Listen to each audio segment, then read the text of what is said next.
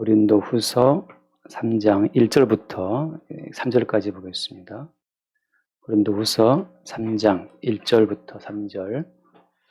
우리가 다시 자천하기를 시작하겠느냐? 우리가 어찌 어떤 사람처럼 추천서를 너희에게 붙이거나 혹은 너희에게 받거나 할 필요가 있느냐?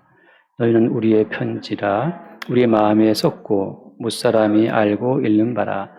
너희는 우리로 말미암아 나타난 그리스도의 편지니 이는 먹으로 쓴 것이 아니요 오직 살아계신 하나님의 영으로 쓴 것이며 또 돌판에 쓴 것이 아니요 오직 육의 마음판에 쓴 것이라. 아멘.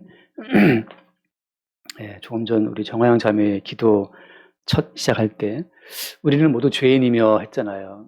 우리가 죄인이라고 하는 그 말처럼 이 세상을 살아가는 사람들에게 거슬리는 말이 없습니다. 왜냐하면 모든 사람들은 자기의 정당성을 항상 붙들고 살아가거든요.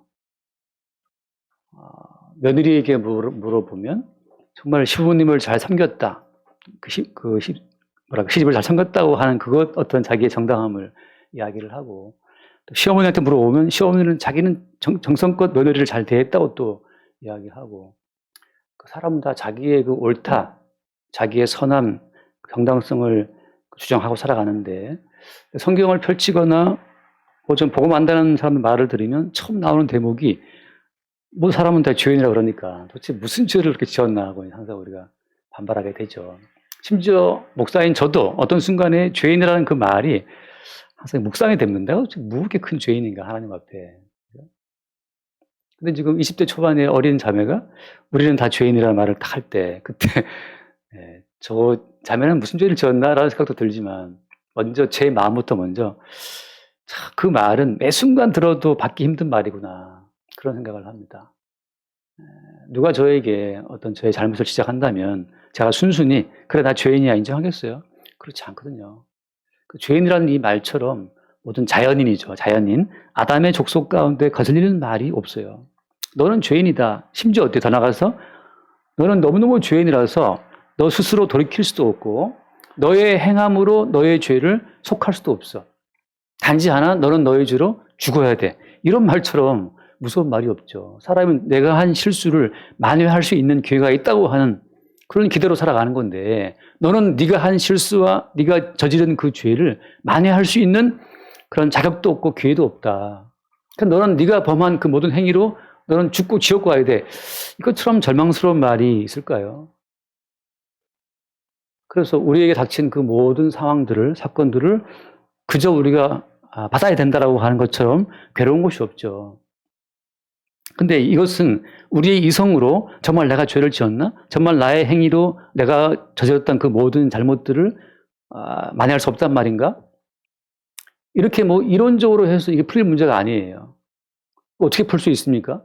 사실 이것은 우리 모든 인간의 실존이 늙고 병들고 아파 죽는 것으로 확정 난 겁니다. 그러니까 주님께서는 우리에게 네가 죄인이야라고 말씀하실 때 우리의 어떤 이 이성적인 동의를 구하시는 게 아니에요. 주의 모든 말씀은 우리의 이성적 동의를 구하는 것이 아니고 그냥 실행되는 말씀이죠. 그 톱니바퀴가 돌아가면서 강력한 것도 다 이렇게 으깨버리는 것처럼 말이죠. 저 어릴 때 맷돌을 이렇게 맷돌에다가 콩을 집어넣고 할머니가 이렇게 돌리시면 그냥 그 옆으로 계속해서 콩물이 나오는 것처럼 말이죠. 하나님의 모든 말씀은 그냥 우리를 그 무거운 그 맷돌 사이에 집어넣고 돌려버리는 것처럼 그냥 우리의 실존을 갈아버리는 말씀이지. 너 죄인이야. 동의하니? 당연히 우리는 내가 그 죄 지은 거 있다고 쳐. 내가 그 사과했고 내가 범한 그 죄에 내가 좀 배상을 더 해서 위자료까지 챙겨서 내가 줬단 말이지. 그럼 나 이제 된 거 아니냐라고 우리는 말하죠. 그 성경에서는 우리와 어떤 이성적인 토론을 통해서 죄인됨을 납득을 시키고 그리고 우리가 납득한 그 죄인됨을 또 우리가 스스로 해결하기 위해서 뭔가 우리가 행위를 하고 그렇게 주께서 이 성경을 주신 것이 아니고 너희들은 죄인이고 죽어 마땅한데 시시각각 너희에게 닥쳐오고 있는 그 늙음과 그 병듦과 그 가난함과 고통과 아픔과 갈등과 그 모든 괴로움 끝에 무덤으로 끝 죽음 그것으로서 내가 너희들의 모든 죄인됨을 증명하겠다. 그러니까 이렇게 무지막지한 말씀을 하실 수는 없죠. 빠져나갈 수가 없어요. 지난주에 요번에 그 노벨 문학상 작가가 프랑스의 문학가인데 82세더라고요. 할머니. 이름이 아니에요, 아니. 이름이 뭐냐 물어본 게 아니 에르노라는 사람인데, 아니 에르노라는 그 작가가, 근데 그 작가가 그 글이 특이한 것이 다 자사선적인 그런 1인칭 시점으로 글을 쓰는데, 그러니까 내가 무슨 일을 당했다, 내가 뭐 어떻게 쓰는데, 그 자사선적인 1인칭 시점의 글이지만 그 나를 객관화시켜서 또 다른 내가 나를 보는 것처럼 그런 관점으로 이제 이거를 써서 약간 그 특이한 장르라고 그래요.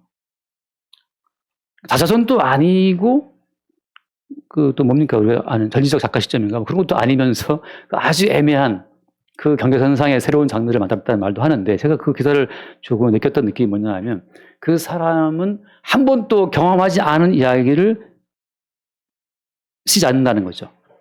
그 사람이 쓴 모든 책은 다 본인이 경험한 이야기를 쓴 겁니다. 자기는 상상으로 쓴 적이 없다는 거죠. 우리나라에 지금 총 17권인가 들어와 있대, 번역된 책들이. 노벨 문학상 알려진 답도 막 그 사람 책이 또 막 좀 팔리고 있다 그러는데, 그 사람이 겪었던 경험 중에 아주 관능적이고 육체적인 그 욕망을 겪었던 고대한 책이 지금 잘 팔리고 있대요. 남녀 관계에 아주 그 적나라한 면을 너무 자세히 묘사한 건데, 한번 가서 사보세요. 이름은 아니입니다. 아니 에르노. 근데 그 평론가들은 그렇게 말을 해요. 문학의 재단에 오롯이 바친 삶이다. 그렇게 말을 쓰는데, 제가 또 웃기잖아요. 그런 말 들으면. 문학의 재단에 바친 삶이다. 자기가 겪었던 그 모든 삶의 경험들을 오직 문학이라고 하는 것으로 표출을 한 거죠. 그죠?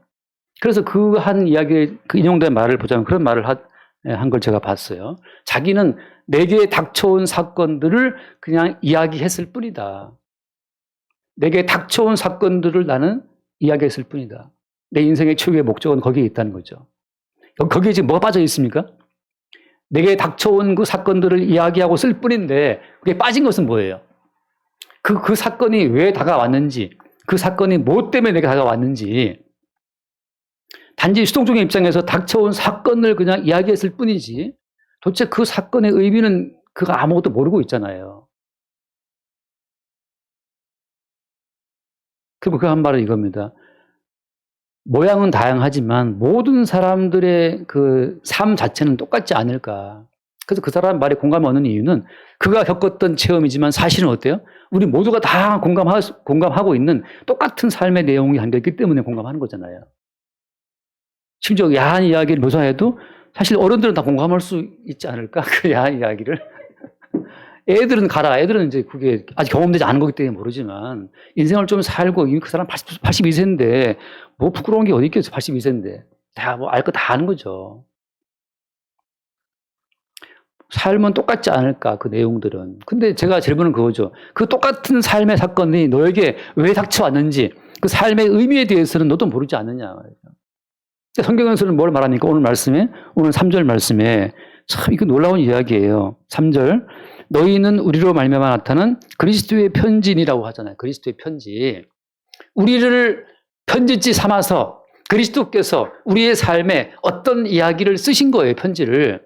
지금 그 아니 에르노라는 작가는 말하기를 내게 닥쳐온 사건들을 나는 기술할 뿐이라고 말을 하고 있지만, 거기에 어때요?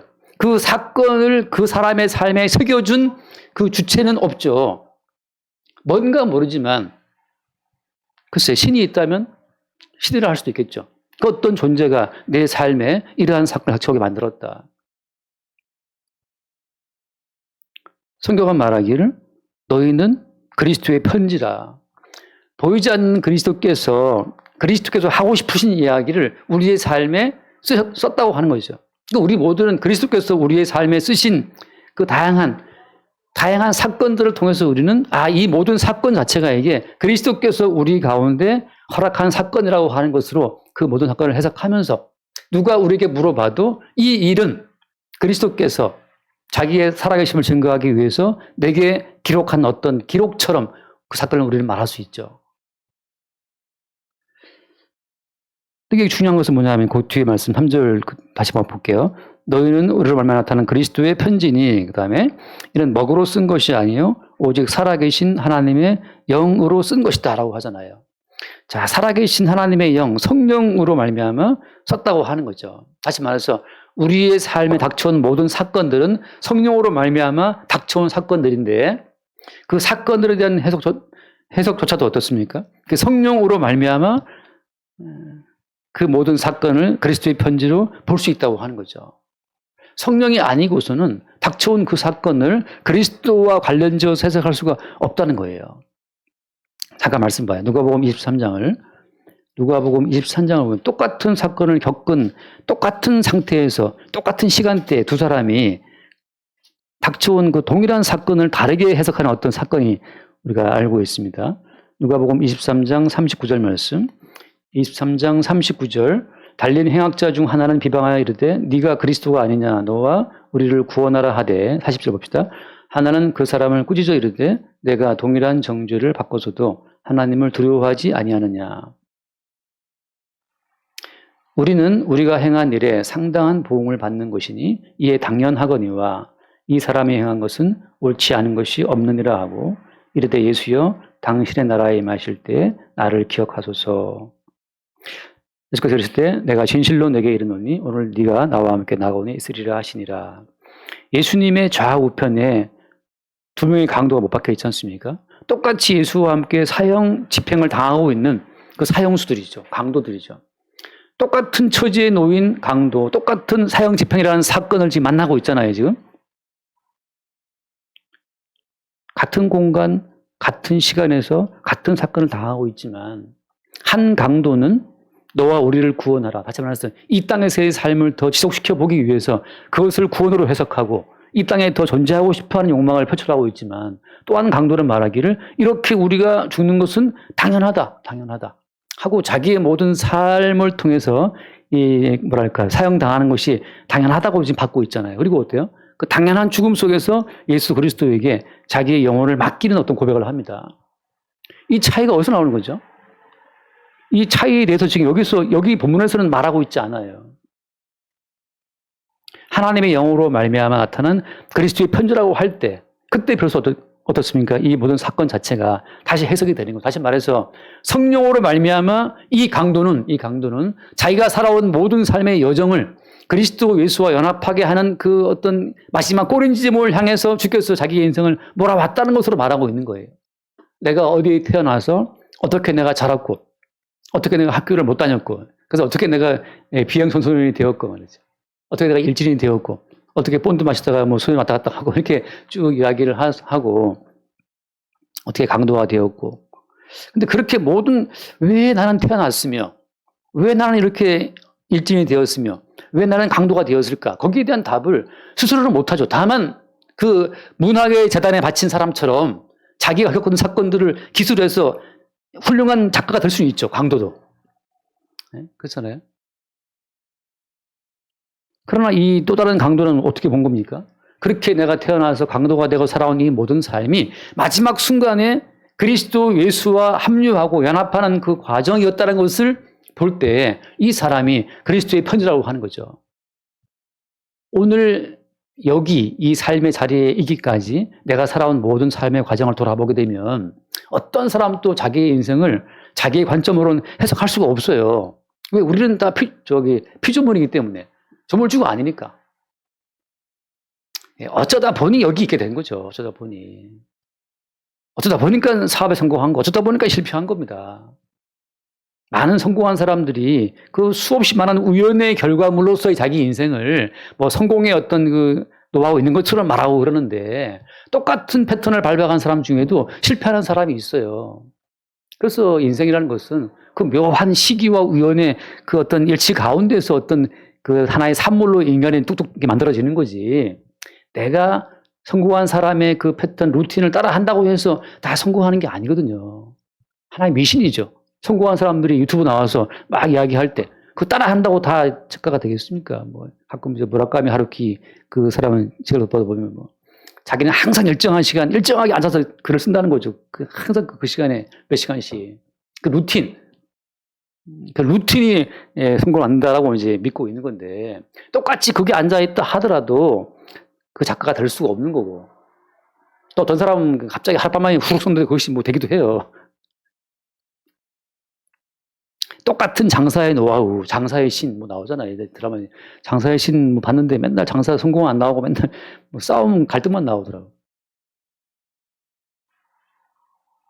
수없이 많은 사건이 닥쳐오지만 그 수없이 많은 사건들이 우리를 어디로 인도하느냐. 그리스도 예수의 십자가 앞으로 인도하느냐. 예수님의 십자가에 합류가 되어서 이 세상을 빠져나가느냐. 그것이 그리스도의 편지예요. 왜냐하면 그렇지 않다면 모든 인생들은 그 마지막에 멸망이라고 말을 하잖아요. 그 멸망이라고 하는 그 말 자체도 또 엄청 다가오지 않는 말이지만 주님께서는 미리 이 땅을 사는 우리 과정을 통해서 그렇게 아프게 하고 갈등 가운데 너무 괴로워서 자살하게끔도 만들고 말이죠. 늙고 병들어서 자기 몸을 누구에게 의탁을 해야 되는 상황까지 가면서 도대체 이 인생 가운데 행복이라고 하는 것은 다 하나의 관념에 머물 뿐이지 모든 인생은 동일하게 실존적 고통에 들어가게 되어 있습니다. 평생 목회한 목사님도 치매가 와서 이상한 소리 하고 욕설을 내뱉는 상황으로 빠지고 말이죠. 도대체 이 마지막까지 행복하게 살다가 행복하게 아무런 문제 없이 정말 천국이었다라고 살다가 가는 사람은 아무도 없어요. 그건 하나의 허상이죠. 그리고 계속 오늘날 또 유튜브나 뭐 책을 보면 그렇게 행복의 나라로 갈퇴하고 많은 말들이 있지만 행복의 나라에도 누가 가 있습니까? 잠깐 좋지만 또 말아먹는 거죠. 내 옆에 가끔 대화하는데 파라사 할머니하고 파라사 할머니가 돈을 많이 버셨잖아요. 이제 재봉 받아가지고 그 돈으로 그 아저씨가 사업을 하겠다고 양계장을 해가지고 닭을 뭐 수만 마리 양계장을 지어놓고 이제 저 어디 경기도 외곽에다가 그래서 이제 우리 여보 이제 돈 열심히 벌어서 나중에 데뷔해야 되니까 우리 주말에 만나자. 주말에 만나자. 주말 부부가 되기로 하고 이제 양계장을 크게 이제 닭을 수만 마리 해서 이제 딱 했대요. 주말 부부가 되기로 한 첫 주였죠. 양계장에 부르져갖고 다 죽은 거예요. 주말 부부의 아름다운 꿈이 무너지고 다시 또 매일 같이 살아야 돼. 이제. 어떻게 했길래 그 닭에다 불타 죽었냐고 이제 근데 제가 그 말을 듣는데 웃음이 나는 거예요. 시간에 저는 웃음이 나더라고요. 그렇게 인간의 모든 계획이 뜻대로 될 것 같았으면 다 부자가 됐죠. 요즘 할아버지의 취미는 그렇게 매일 장을 봐온대요. 장을 봐서 식탁 위에다가 까만봉지가 수두룩하게 쌓여있다는 거지. 반찬을 매일매일 하는데 뭐 정말 지겨워 죽겠대요. 매일 그 반찬을 다 버린다. 너무 많이 사와갖고 와서. 할아버지 취미가 이제 마트 가서 이렇게 얼쩡얼쩡 하다가 뭐 사오는 거지. 이거 좀 해달라고 그러는데. 할머니는 종일 일하고 가서 또 그걸 해야 되니까 피곤하잖아요. 근데 이미 중반, 후반 넘으신 그 할아버지가 이제 바뀌겠습니까? 말 듣겠어요? 할머니 말을? 안 듣죠. 그런 이야기를 들으면 참 열심히 돈을 벌지만 또 열심히 돈을 까먹는 분이 있고, 그죠? 열심히 까먹고 또 대주는 분이 있고, 이게 뭐 되는 거죠, 이렇게. 여러분은 어떻게 까먹는 분이니까 버는 분입니까? 그건 알 수 없으나. 하나 분명한 것은 뭐냐 하면, 닥쳐오는 수많은 사건들에 우리는 필연적으로 노출되어 있을 뿐이라고 하는 거. 그리고 어때요? 아무도 그 모든 인생의 비밀을 스스로 못 푼다고 하는 거죠. 유일한 차이가 뭐냐? 너희는 그리스도의 편지라고 하는 것처럼 성령께서 너희의 모든 그 닥친 사건들 자체를 겪었던 그 모든 경험과 모든 이야기들을 다시 그리스도의 편지로 이렇게 해석을 해주고 있지 않느냐 말이죠. 즉, 이 말을 하는 이유는 뭐 때문입니까? 이 말을 하는 이유는, 자, 지금 배경은 제가 나중에 설명할게요. 지금 제가 가끔씩 배경을 많이 빼먹습니다. 왜냐하면 배경은 다 알 수 있어요. 어디가 보면. 중요한 건 배경을 안다 하더라도 이것을 다시 복음으로 이 말씀을 볼 수 없으면 똑같아요. 율법으로 보는 거예요. 율법으로. 이 뭐냐, 이 말씀의 포인트는 뭐냐 하면 구약시대, 옛 언약의 시대에는 내가 주체가 되어서 내가 말씀을 읽고 듣고 해석하고 내가 말씀을 지키는 것이 그게 구약시대의 하나의 패턴이었어요. 근데 내가 주체가 되어서 살아있는 내가 기록된 말씀을 읽고 묵상하고 듣고 지킨다라고 하는 이 삶은 실패했습니다. 실패. 왜? 아무도 어때요? 아무도 하나님이 기대하시는 수준만큼 이 말씀을 순전하게 지키는 사람이 없기 때문에 이스라엘은 망한 거예요. 성전은 무너진 거예요. 새로운 시대는 뭐냐? 새로운 시대는 바깥에 있는 그 모든 말씀이 사람의 속에, 우리 내면에 성령으로 말미암아 세워진다고 하는 거죠. 이게 새 언약 시대의 말씀이에요. 다시 말해서 구약 시대에는 밖에 있는 말씀을 내가 지켜야 되는 거라면 새언약 시대 가운데에서는 지켜야 될 그 모든 말씀이 지켜진 채로 완료된 채로 성도의 심령 가운데 새겨져 있다고 하는 겁니다. 그게 차이점이에요. 여러분, 인간이 살아있습니까? 말씀이 살아있습니까? 제가 늘 드리는 말씀이잖아요. 말씀이 살아있어요? 인간이 살아있어요? 살아있다는 인간이 살아있다고 이렇게 뭔가 좀 이렇게 힘을 내고 이렇게 까불지만 결국 그 모든 사람이 늙고 꼬부라지고 결국은 죽어 흙으로 가지 않습니까? 살아있는 건 말씀이죠. 잠깐 말씀을 보실 때 베드로전서 1장, 베드로전서 1장을 보면 베드로전서 1장 23절 1장 23절 너희가 거듭난 것은 썩어질 씨로 된 것이 아니요 썩지 아니할 씨로 된 것이니 살아있고 항상 있는 하나님의 말씀으로 되었느니라. 살아있고 항상 있는 하나님의 말씀이 우리를 어떻게 했다? 우리를 거듭 태어나게 했다는 거죠. 이게 놀라운 거예요. 전서 1장입니다. 그 다음에 24절 그러므로 모든 육체는 풀과 같고 그 모든 영광은 풀의 꽃과 같으니 풀은 마르고 꽃은 떨어지되 모든 육체는 풀 같다는 거죠. 모든 육체의 영광은 다 꽃 같다고 하는 거예요. 강렬한 육체라 하더라도 어떻습니까? 튼튼한 육체라고 하더라도 마치 억센 풀처럼 그냥 억센 그 흙덩어리일 뿐인데 결국은 풀이 마르고 꽃이 떨어지는 것처럼 모든 육체는 다 사라지는 겁니다. 25절 오직 주의 말씀은 세세토록 있도다 하였으니 너에게 전한 이 복음이 곧 이 말씀이니라. 사람의 육체가 뭐 운동해서 뭐 근육질로 뭐 단단해지고 체지방이 나쁜 건가요? 체지방은 없고 뭐 어떻게 되는 겁니까? 근육량은 높아가고 뭐 이렇게 서서 이렇게 뭐 짚고 있으면 나오는 게 있었거든요. 저도 저기 헬스 했는데 헬스 저도 좀 했었어요. 헬스 클럽 말라 보이지만 좀 가서 했는데 그 러닝머신을 뛰다 보니까 얼마나 무릎이 아픈지 포기. 다 뭐 이렇게 막 땡기고 하지 않습니까? 어깨가 아파서도 포기. 그냥 걷는 게 낫겠다. 그래서 이제 살살 걷죠. 근데 보면 그렇게 막 이 갑바 나오고 막 굉장하신 분들이 그렇게 거기 많아요. 가보면. 근데 그 모든 육체가 어떻다? 그냥 풀. 좀 더 억센 풀에 불과한 겁니다. 풀이 마르고 꽃은 떨어지는 것처럼 인간은 다 죽음 가운데 들어가 있고 살아있고 항상 있는 것은 하나님의 말씀이라고 하는 거죠. 자, 따라서 죽어있는 내가 원래 이겁니다. 죽어있는 내가 말씀을 대할 때 말씀을 대하는 바른 어떤 증거는 뭐겠어요? 하나님 말씀을 온전하게 봤다. 말씀을 온전하게 묵상했다고 하는 그 증거는 뭘까요? 하나님 말씀을 내가 100번을 봤다고 쳐요. 100번을 봤다고 하더라도 이 말씀을 제대로 봤다는 증거는 뭐가 되겠습니까? 이 말씀을 보면서 살아있는 것은 말씀이고 나는 죽어있네. 내가 죽어있는 그 죽음의 원천을 보니까 성경에서 뭐라고 말하고 있는 거예요? 죄라고 말하고 있잖아요. 그러니까 우리는 지금 그 죽음이라고 하는 실존을 꽂아두고 거꾸로 우리가 죄인이라는 사실을 지금 알아가야 될 판국에 놓여 있는 거예요. 우리 지각은 우리를 죄인이 아니라고 그러기 때문에 제대로 말씀을 봤다라고 한다면 우리는 살아있는 것은 말씀이고 나는 죽어있다는 사실을 볼 수 있어야죠. 정확히 말씀 봤다면 성경을 대하면서 나는 죄인이 맞네를 봐야 되는 거예요. 그런데 예를 들어서 이 말씀을 읽고 나서 내가 이 말씀을 내가 지켜야지. 내가 순종해야지. 이 말씀을 읽고 듣고 묵상하고 지켜서 나의 의로움을 쌓아간다고 생각하는 것이 그게 지난주에 봤던 것처럼 적그리스도 영이라고 하는 거예요. 나의 살아있음을 자꾸 확인시켜줘요. 적그리스도는. 너는 살아있어. 너는 의로워. 넌 정직한 사람이잖아. 네가 못한 게 뭐가 있냐. 너가 이 집 시집이 와갖고 말이지. 시집살이 잘하고 너는 참 수고했어. 이렇게 막 계속 우리 어떤 존재의 정당성을 부추겨주는 그 모든 것은 그건 적그리스도 영이라고 하는 거예요. 성경을 대하는 바른 자세는 뭐냐. 오히려 우리가 죄인됨을 봐야 마땅하다고 하는 거죠. 그런데 대부분의 사람들은 성경을 보고 자기의 그 정당성을 더 차곡차곡 쌓아 나가려고 성경을 읽고 묵상한다고 하는 거죠. 이게 옛 언약의 시대에 속한 사람들의 사고방식이라고 하는 겁니다.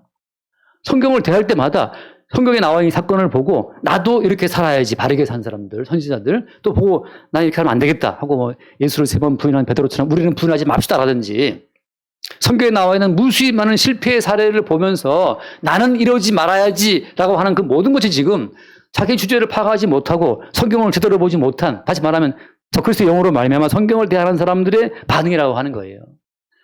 그럼 성령은 뭐냐? 성령은 우리의 죄인됨을 알게 한다는 거죠. 그리고 너의 그 죄인됨을 대신해서 예수가 오셔서 네가 실패한 이 모든 말씀을 예수가 완전히 성취하고 이루었다. 네가 실패한 그 모든 말씀을 그리스도 예수가 십자가에 못 박혀 죽음을 당함으로 다 성취했다고 하는 그리스도 예수의 성취의 내용이 여기에 따다다다다다 박혀 있는 사람들이 그리스도의 편지예요. 그래서 그리스도의 편지는 속에 들어와 있는데 나는 실패했으나 내가 실패한 이 모든 말씀을 그리스도 예수가 성취했구나라는 사실을 매일매일 보게 되는 자들이 그게 그리스도의 편지라고 하는 거죠. 근데 막 만났을 때 나는 이 말씀 지켰어. 너 안 지켰잖아. 넌 나쁜 놈이야. 그러니까 교회에 나와서 은근히 남을 이렇게 내리 깔고 보는 그 모든 시선 자체가 이미 악마의 영이라고 하는 거죠. 내 눈에 들보는 못 보고 티만 자꾸 보이는 거지. 저 왜 저러고 있지? 저 바보 아니야? 이런 분들에서. 답답하다. 주님은 우리 뒤에서 이제 몽둥이 들고 있는 거죠. 뒤통수 깔라고. 넌 지금 네 들보를 못 보고 지금 형제의 티끌 하나 보고서 저렇게 보고 있단 말이죠. 자기 의로움을 믿고 있는 거죠. 그러나 살아있는 말씀을 대하는 사람은 살아있는 말씀에 의해서 우리가 죽은 자라고 하는 그 지적을 늘 받는다고 하는 거예요. 성경을 읽을 때 아직도 구약의 소문이 벗겨지지 않은 사람들은 볼 때마다 이렇게 우리는 살아야지, 저렇게 살아야지 하고 자꾸 자기 자신의 어떤 행함의 가능성으로 돌아온다고 하는 거. 근데 사람이 말씀을 지키지 않습니까? 사람이 말씀을 지키면 그 말씀 지킨 자기의 의를 반드시 챙기게 돼 있어요. 그거 모릅니까? 사람이 뭐 하나 하면 꼭 뭐 하나 한 것에 대해서 사람은 그걸 주목하게 돼 있습니다. 주목하게 돼 있어요. 아니라 할 수도 있겠지만. 잠깐 말씀 봅시다. 히브리서 말씀, 히브리서 8장을 봐요. 히브리서 8장 8절. 8장 7절부터 볼까요? 여기서 8장 7절. 저 첫 언약이 무음하였더라면 둘째 것을 요구할 일이 없었으리라. 자, 첫 번째 언약은 뭐냐 하면 구약인데 구약. 율법이에요. 십계명이에요. 자, 십계명이라고 하는 것은 정결한 법이고 거룩한 법이지만 문제는 그 십계명을 대하는 우리 인간한테 문제가 있어요. 말씀에 문제가 있는 것이 아니고. 그래서 우리는 십계명이 요구하는 그 모든 말씀 앞에 우리의 약점을 노출을 할 수밖에 없습니다. 그래서 어때요? 첫 번째 언약은 흠이 있다는 거지. 왜 흠이 있는 거예요? 말씀은 흠이 없지만 뭐가 흠이 있습니까? 그 언약을 맺은 인간한테 흠이 있어요. 인간에게. 정수사님 가끔씩 뭐 우리 도훈이랑 말할 때 약속을 해도 도훈이는 자유분방한 영혼이기 때문에 그냥 뭐 자버린다든지 뭐 그냥 말을 안 듣는단 말이죠. 아들과 아버지 사이에 약속이라고 하는 것은 흠이 없지만 그 약속을 서로 맺은 그 두 사람 인간 가운데 이 문제가 있는 거죠. 제가 우리 은교한테 용돈을 10,000원씩 주기로 이제 약간 거의 강제적인 언약을 맺었어요.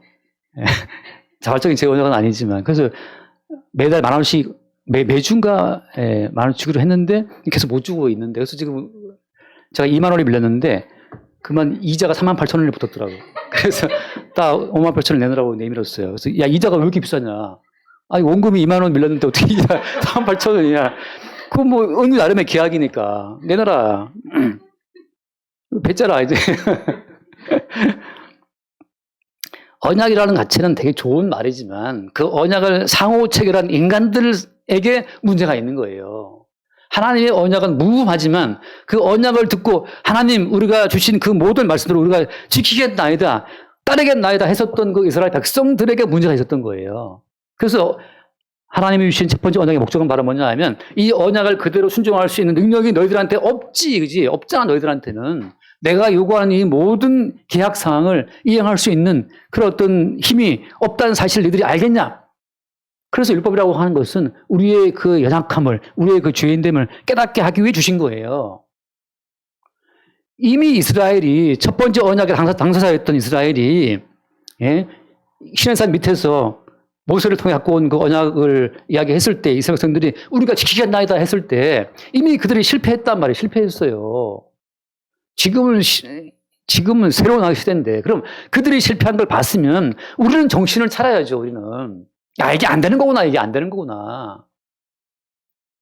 우리는 안 됩니다. 하나님이 요구하시는 이 모든 거룩한 기준에 우리는 도달될 수가 없습니다. 따라서 우리는 죄인입니다라고 하는 것으로 가야 마땅하다는 거죠. 그래서 그 다음 말씀 7절 첫 번째 언약이 무마했더라면 둘째 것을 요구할 일이 없었으려니와 8절 그들의 잘못을 지적하여 말씀하시되 주께서 이르시되 벌저다 날이 이르리니 내가 이스라엘 집과 유다 집과 더불어 새 언약을 맺으리라. 그래서 주님이 새 언약을 맺으리라 말씀하신 겁니다. 9절 주께서 이르시기를 이 언약은 내가 그들의 열조의 손을 잡고 애굽 땅에서 인도하여 되는 날에 그들과 맺어 놓고 같지 아니하도다. 그들은 내 언약 안에 머물러 있지 아니하므로 내가 그들을 돌보지 아니하였느니라. 이미 실패한 겁니다. 10절 또 주께서 이르시되 그날 후에 다 함께 봐요. 내가 이스라엘 집과 맺을 언약은 이것이니 내 법을 그들의 생각에 두고 그들의 마음에 이것을 기록하리라. 나는 그들에게 하나님이 되고 그들은 내게 백성이 되리라. 아멘. 자, 그래서 이스라엘은 실패했지만 이제 내가 내 법을 그들의 생각에 두고 그들의 마음에 이것을 기록하리라. 여기서 중요한 차이는 이겁니다. 첫 번째 언약은 바깥에 있는 십계명 돌판으로 이제 표상화된 거잖아요. 그래서 바깥에 계명이 있어요. 그래서 내가 그 계명을 지켜야 되는 거예요. 개별적인 나와 개별적인 말씀과의 어떤 만남이거든요. 우리는 실패했어요. 근데 이스라엘은 실패했단 말이죠. 자, 새 언약 가운데서 어떻습니까? 밖에 있는 그 모든 계명이 우리의 생각에, 우리의 마음에 쓰여진다고 하는 거죠. 여기서 중요한 건 뭐냐 하면 바깥에 있는 계명이 어떻게 우리의 내면에 쓰여질 수 있겠어요. 우리가 뭐 십계명 돌파를 씹어먹으면 들어옵니까, 여기? 어떻게 들어올 수 있습니까? 여기서 하나 뭐가 나오는 거예요? 첫 번째, 이 모든 계명 자체를 완수하신 성취자이신 예수로서가 있어야 되고, 두 번째, 예수의 그 모든 성취의 효력을 가지고 우리의 내면에 들어와서 우리의 내면에 기록하게 될 하나님의 영이 필요하다고 하는 거죠. 그래서 성령은 그리스도의 영이다. 네, 그런 표현을 시작 성경에 씁니다. 자, 성령은 하나님의 영이고 그리스도의 영이기 때문에 성령께서는 그리스도 예수께서 성취하신 그 모든 말씀의 그 효력을 가지고 우리 안에 들어와서 우리의 내면에, 우리 육에다가 그 모든 말씀을 써버리는 거죠. 어떤 식으로? 이미 완료된 말씀으로. 자, 이게 중요한 거죠. 완료된 말씀으로 써져 있기 때문에 이제 우리가 어디를 간다 하더라도 어떻습니까? 어디 간다 하더라도 하나님께서 우리를 보실 때에는 이미 완료된 말씀, 지킨 말씀, 성취된 말씀이 여기 들어와 있네? 하나님 보시기에는, 너는 다 이 말씀을 성취한 놈이구나. 이 이쁜 놈 봤나 하고, 우리를 천국으로 천국으로 인도한다는 거죠. 뭐 때문에? 성취된 말씀이 다 써져 있으니까. 하나님 우리를 바라보실 때 이미 얘는 말씀을 지키려고 애쓰는 자가 아니고, 이미 그 모든 완료된 말씀, 이미 완료했음. 이미 검증 필, 예, 그 돼지고기의 그 바깥에 검 짜시킨 거 봤습니까? 혹시 그처럼 이미 얘는 통과했다는 것으로 여기 써 있다고 하는 거죠. 이게 놀라운 거예요. 우리는 지금 새삼스럽게 어떤 말씀을 지키려고 애쓸 필요가 없고 예수께서 피땀을 이뤄오신 그 모든 말씀 성취의 효력, 그 말씀 성취의 그 내역서를 그냥 다 붙이고만 다니면 되는 거죠. 우리가 붙인다고 되는 것이 아니고 어떻게? 하나님의 영으로 말미암아 너희는 그리스도의 편지다. 이미 그리스도께서 이 모든 말씀을 다 완성, 성취했다고 하는 그 내역서를 주께서 우리 마음 가운데 새겨 넣으신 거예요. 자, 전투드린 말씀처럼 첫 번째 언약은 그럼 필요 없느냐? 첫 번째 언약의 돌판, 십계명 이 모든 거 필요 없느냐? 필요 없으면 다 찢어버려야겠죠. 그게 아니고 예수께서 이루신 말씀의 내역이 어떤 것인지 그 말씀의 내역서가 구약 성경을 포함한 모든 성경 말씀이에요. 그 누구의 말처럼 제가 볼 때 정말 그 사람 별명이 뭐죠? 호가 그냥 돌인가요? 돌 있죠. 예. 예, 예, 줄이면 돌인데, 김용옥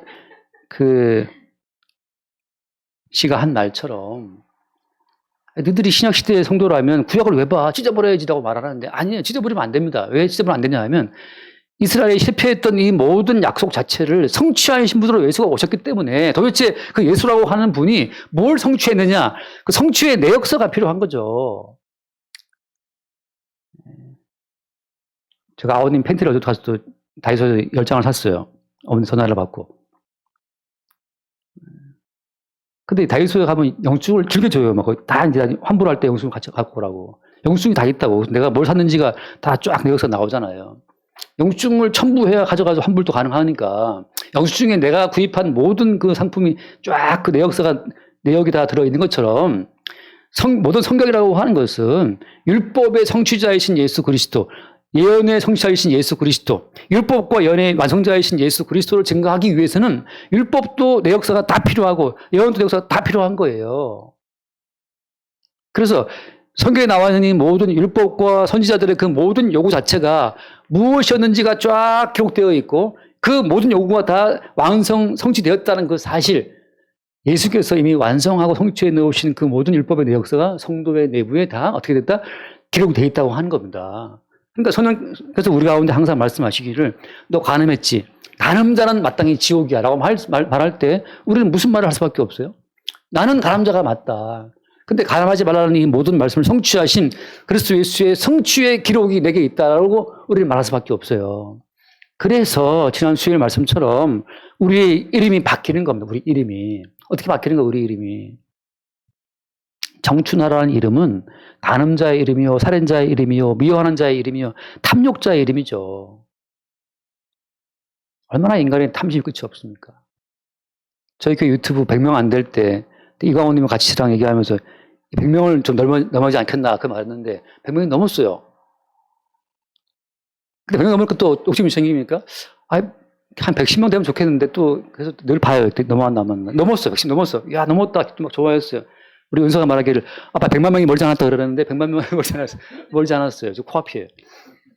저는 말하죠. 1000만 명은 돼야지 그래도 좀 그렇게 말하는데요. 120명 넘었어. 그러면 이제 만족할 때 되지 않았습니까? 많이 묻다. 근데 또 130명 또 이제 또 바라보는 거죠. 언제 되나 안 되나. 넘어왔어요. 또 이제. 아침에 딱 깼는데 또 더 올라갔어요. 그러면 이제 만족하면 알고 돌아가야 마땅하지 않겠나. 을지문도 삼고 썼던 편지처럼. 그런데 만족이 안 되죠. 정춘화의 이름은 그래서 정말 째째하지만 숫자 하나에 와! 하고 이렇게 잠깐 기뻐하는 그 웃기는 모습 아시죠? 여러분이 흠모하는 정 목사는 그 정도 그렇게밖에 안 되는 사람이니까 그렇게 아시기 바랍니다. 우리 모두가 다 탐심에 미치는 인간들인데 정춘하라는 이름으로는 하나님의 심판대를 통과할 수 없죠. 우리가 마음으로 범한 생각 속의 그 죄, 아니 에르노라는 작가는 겪었던 이야기를 써도 사람들이 너무 경악했다는 거야. 너무 이런 일을 쓰다니 하고 놀래 자빠졌는데 우리가 마음으로 범한 죄까지 포함하면 우리 다 쓰레기예요. 쓰레기 하치장 여기. 그래서 늘 썩잖아요. 우리는. 우리 이름으로는 구원받지 못합니다. 그래서 제가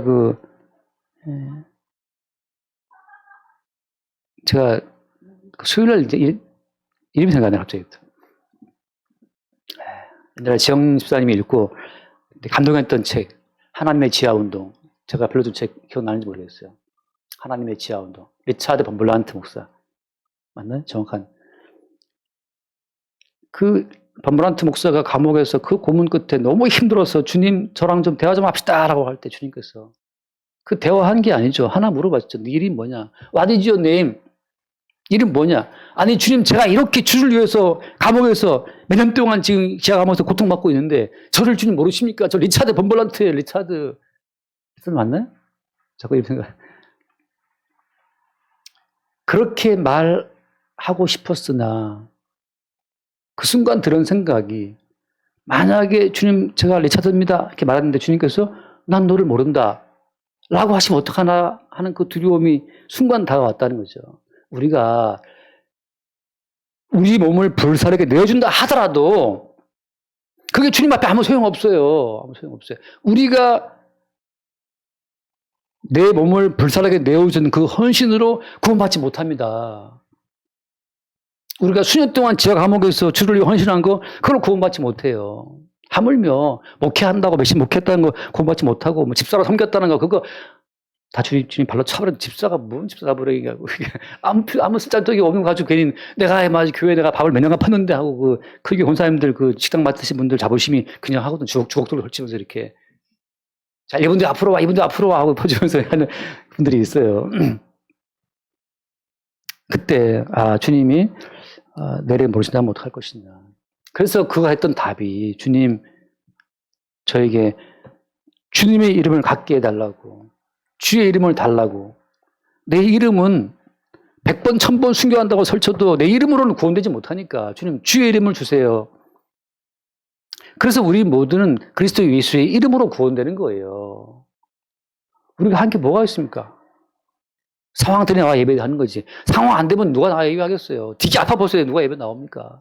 오늘 돈 1000만 원 벌 일이 생겼으면 누가 예배 나와서 일단 쫓아가서 1000만 원 벌어야죠. 저도 적극 권장합니다. 가서 1000만 원 벌고 11조 하시고 그리고 여기 예배는 그냥 유튜브로 하면 되니까.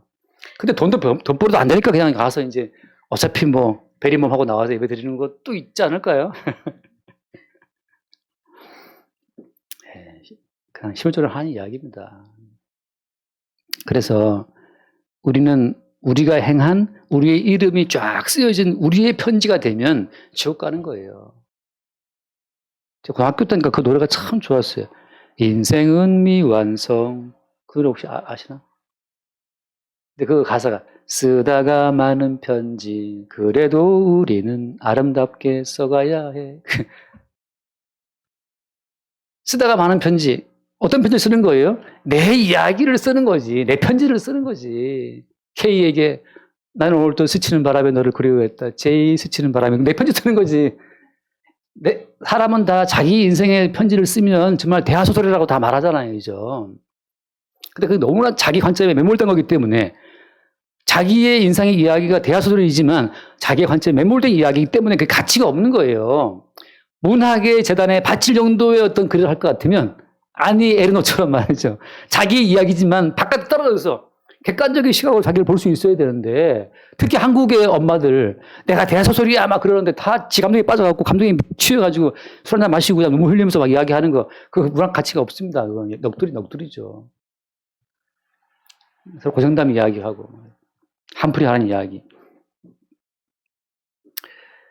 우리는 우리의 이야기를 쓰는 자가 아니고 우리의 이야기를 쓴 우리의 편지, 내 편지 주름살 막 몇 개씩 가 있어 막 여기 막 내가 찌른 내 편지를 쓰고 살아온 인생이기 때문에. 그러나 주님 말씀하시죠. 너희는 그리스도의 편지다. 성령께서 이미 너희의 신비에 그리스도 예수께서 이뤄놓으신 그 모든 성취의 내역들을 자세히 써놨고 너희들이 매 순간마다 거짓말을 할 때마다 탐심 품을 때마다 아 이래서 나는 하나님 나라에 들어갈 수 없는 죄인이구나. 그런데 이미 어때요? 거짓말, 탐심 그 모든 죄까지 그 모든 말씀까지 이루어 놓으신 그리스도 예수의 성취의 내역서가 이미 여기에 있기 때문에 우리는 그걸 앞세워서 그리스도 예수의 이름으로 주 앞에 서게 되는 거죠. 지금 사도 바울은 바로 그렇게 복음을 너희에게 증거함으로 말미암아 고린도 교회 교인들아 너희들의 그 신비에 그리스도 예수께서 이루어 놓으신 그 성취의 내역들을 다 기록되게 만드는 그 모든 작업을 함께 하지 않았느냐라고 말하고 있는 거예요. 지금 이거 말을 왜 하냐 하면 고린도 교회 교인은 자꾸만 사도 바울의 사도성을 의심했단 말이죠. 사도 바울이 좀 깨재재하고 좀 말도 좀 어눌하고 상황에 매여서 또 잘 오지도 못하고 예수님께 직접 배운 것도 아니고 그래서 굉장히 이 고린도 교회 사람은 사도 바울의 그 의심하기도 하고 또 거짓 교사들이 들어와 가지고서 계속 사도 바울을 깎아내렸어요. 그때 바울이 한 말이죠. 야, 딴 거 다 필요 없고 너희들의 신비에 새겨진 게 뭐냐? 정말 너희들의 행함으로 이 모든 말씀을 지킬 수 있어? 그런 가짜 교사들의 말을 듣고 흔들릴 거야? 유튜브를 보세요. 저도 어제 잠깐 유튜브를 쭉 보면서 가끔 봐요, 저도. 그 훌륭하신 분들이 항상 성경을 너무 연구를 많이 하는 훌륭하신 분들이 항상 돌아가는 것은 뭐냐 하면 그래서 우리는 말씀대로 삽시다. 자기의 편지를 쓰라고 또 이야기하는 거예요. 쓰다가 많은 편지를 찌언정 우리는 아름답게 써가야 해. 주님 다 찢어버리죠. 네 편지가 무슨 소용이 있어. 이미 그리스도 예수께서 다 이뤄 놓으신 성취의 내역서를 왜 안 돌아보고 네가 지금 푼돈으로 구입한 몇 개 내역서를 갖고 지금 저 주님 주일 지켰잖아요. 저 지금 그동안 교회 봉사했잖아요. 이런 내역서만 붙이고 앉아있으니까 주님께서 이리 무슨 거지 같은 것들이 있어 하고 다 찢어서 태워버리시는 거죠. 그 훌륭한 분들이 모든 성경을 다시 인간의 편지를 쓰자고 돌이키는 그걸 보고 제가 참 처음에 볼 때 이렇게 훌륭하게 성경을 연구를 했구나. 뭐 히브리어 언어부터 해서 막 저도 히브리어, 헬라어 다 A불 받은 사람이에요. 예, 대학원 때. 그러나 졸업 후에 다 까먹었어요. 공부 안 하니까. 왜 한 번이냐 하면 히브리어 헬라를 제가 왜 말씀 안 드립니까? 히브리어를 쓰던 그 유대인들이 예수를 죽였다니까요. 헬라어를 쓰던 아람어를 쓰던 당시의 유대인들이 예수를 직접 보고 듣고 만지고 씻고 뜯고 맛보았던 그 사람들이 예수를 죽였어요. 히브리어 몰라서 성경을 모르는 게 아니에요. 성령께서 알려주지 않으면 아무도 예수 그리스도를 주로 볼 수 없습니다. 근데 무슨 히브리어가 무슨 진리 마냥 히브리어 제 신도 날 때 교수님은 들어올 때 아예 헬라 성경을 갖고 들어와서 헬라 성경으로 강의하신 분도 있어요. 암으로 돌아가셨어요. 젊은 나이에. 얼마나 신경 쓰기 헬라 이게 그 때문은 아니겠죠. 저는 생각합니다, 그냥. 도대체 얼마나 많은 미혹들이 있느냐. 고린도 교회에 몰래 들어온 가짜 교사들이, 야, 바울 말 듣지 마. 바울이 뭐 대단한 게 있냐 말이죠. 그 사도성을 의심할 때 사도 바울은 딱 하나, 다시 내가 자천하기를 시작할까? 내가 참된 교사이면 어떻게 내가 너희들 추천할까? 다른 사람이 추천도 내가 받아서 내밀까? 다 필요 없다는 거죠. 너희들의 신비에 새겨진 그리스도의 편지, 그것이 내가 참된 사도임을 증거하지 않느냐. 내가 도대체 지금까지 너희들은 뭘 증거했어? 너희들한테 한 말이 뭐냐 말이지. 예수 그리스도의 성취로 말미암아 성령으로 너희들의 신비에 새겨진 그 완료의 내역서를 내가 십자가의 복음으로 증거하지 않느냐. 그것으로 충분하지 않냐 말이죠. 더 무슨 화려한 논리와 어법을 가지고서 이렇게 저렇게 하자. 그들의 행함을 촉구하는 가짜 교사들의 말에 휘둘릴 참이냐 이 고린도 교회 교인들아 하고 바울이 지금 피를 토하는 심정을 말하는 거예요. 날마다 예수께서 이루어 놓으신 성취의 내역서를 우리의 실패를 통해서 우리의 그 말씀대로 살아가지 못하는 불순종을 통해서 볼 수 있게 되기를 바랍니다. 그래서 이것도 나는 실패했으나 첫 번째 언약의 실패자처럼 나도 실패했으나 이것도 주님이 이루어 놓으신 거구나 하고 우리의 실패를 통해서 계속 예수로서의 완전함을 깨달아 갈 수 있기를 바랍니다. 하나 읽고 마칩시다. 갈라디아 3장 22절 이거 뭐 거의 외우시겠죠 이제. 갈라디아 3장 22절 그러나 성경이 모든 것을 죄 아래에 가두었으니 여러분 성경이 모든 걸 죄 아래에 가두었습니다. 빠져나갈 자 아무도 없어요. 우리는 항상 우리의 죄인됨을 볼 뿐이에요. 이는 예수 그리스도를 믿음으로 말미암은 약속을 믿는 자들에게 주려 함이다. 결국은 예수 그리스도를 믿는 자들에게 주어지는 그 약속, 예수께서 이루어 놓으신 성취해 놓으신 성취의 내역서를 보라고 우리를 죄 아래 가둬두신 거예요. 우리는 실패했으나 예수가 이걸 이루어 놨다는 것을 우리의 실패를 볼 때마다 우리는 예수께서 대신 이루어 놓으신 그 성취의 내역을 보게 되는 것. 이 사람들이 그리스도의 편지고 이 사람들이 그리스도인이고 이들이 영생의 나라 그 강도처럼 주의 나라에 함께 들어갈 자들이라고 하는 거죠. 그렇게 우리의 모든 삶을 통해서 어떤 삶, 우리의 실패라는 삶을 통해서 성취해 놓으신 예수의 내역을 볼 수 있는 삶 될 수 있기를 바랍니다. 기도하겠습니다. 주님 감사합니다. 사도 바울이 스스로를 추천하거나 다른 사람의 추천서가 필요 없이 오직 그가 증거한 복음으로 말미암아 고린도 교인들에게 자기를 추천하는 것처럼 날마다 우리의 삶 속에 발생되는 무수히 많은 실패를 보고 그리스도 예수의 성취를 보는 그리스도 예수의 편지가 되게 하여 주옵소서. 우리 주 예수 이름으로 기도드립니다. 아멘.